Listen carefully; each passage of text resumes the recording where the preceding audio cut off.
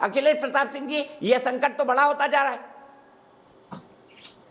दीपक जी, जाके प्रभु दारुण दुख दीनी, ताकि मत पहले हर लीनी। ये अंग्रेजों की भाषा बोल रही है दिल्ली की सरकार, बीजेपी की सरकार। जो ईस्ट इंडिया कंपनी पार्ट 2 जब थी, वो इसी तरह की भाषा बोलती थी। आज ईस्ट इंडिया कंपनी पार्ट 2 है, पहले 1 थी। और किसानों को बताया जा रहा मवाली, ये अन्नदाताओं को मवाली बताया जा रहा है। अन्नदाता मवाली नहीं है, ये महाबली है।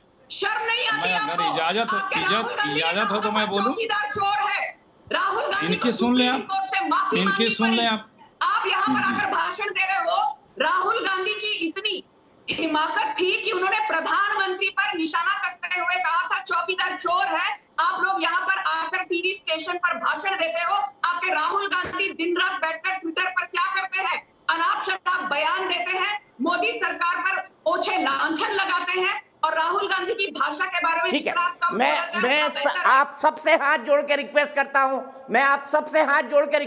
हूं, किसान हमारे अन्नदाता हैं। मैंने पहले भी कहा हम उनके लिए मवाली शब्द का इस्तेमाल ना करें। संजू वर्मा जी, मैं आपसे भी कह रहा हूं, जगतार सिंह जी से भी कह रहा हूं कि देश के माननीय मंत्रियों के बारे में किसी भी ओछी भाषा का, हल्की भाषा का इस्तेमाल ना करें। मैं आप सबसे अपील ही कर सकता हूं, क्योंकि अन्नदाता को हम अन्नदाता ही मानते हैं और आपने इसीलिए उनको जंतर मंतर पर आज आने की अनुमति दी है। अखिलेश जी, अपनी बात खत्म करिए। दीपक जी, यहाँ 24 घंटे लाइट आने वाले, लखनऊ में लाइट चली गई है, इसलिए मेरी आवाज सिर्फ आपको सुनाई देगी। मैंने कहा आपसे कि ये जो किसानों को मवाली समझ रहा है, ये गलतफहमी में है। ये किसान इस देश के महाबली हैं। महाबलियों को मवाली कहने वालों को ये समझ लेना चाहिए कि इस तरह की भाषा उनके ताबूत में आखिरी कील साबित होगी। और जो सारा देश साक्षी है, किसान विरोधी मोदी और मीनाक्षी हैं। सिर्फ मोदी जी जब मुख्यमंत्री थे तो स्वयं उन्होंने कहा था कि हम एमएसपी मैंडेटरी करेंगे, होना चाहिए।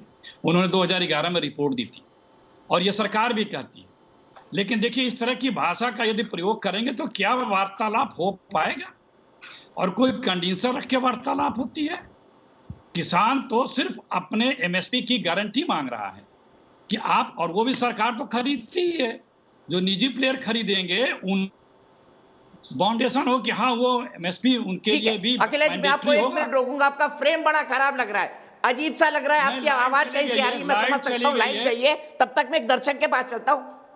जी जी जी, मैं इंतजार करता हूं आपके लाइट वापस आने का, या आपके पास बैटरी होगी वो लगा लीजिए, कम से कम आपका चेहरा तो दिखे। अजीब सा लग रहा है, आपकी आवाज आ रही है, सिर्फ चेहरा नहीं दिख रहा है। आपने अपनी बात खत्म की, अभी मैं चलता हूं रजत शुभ्रा के पास, रेवाड़ी। मेरे एक दर्शक जुड़ गए हैं। रजत जी, क्या कहेंगे, बातचीत होनी चाहिए या नहीं? जी सर, शुक्रिया। तो सर, मैं यही कहना चाहूंगा कि फिलहाल जो हमारी सरकार है वो हमारे किसानों की मांगों को समझ नहीं पा रही है। सर, इनकी मांगों के पीछे एक डर दिखाई देता है। सर, किसानों के मांगों के पीछे एक डर दिखाई देता है।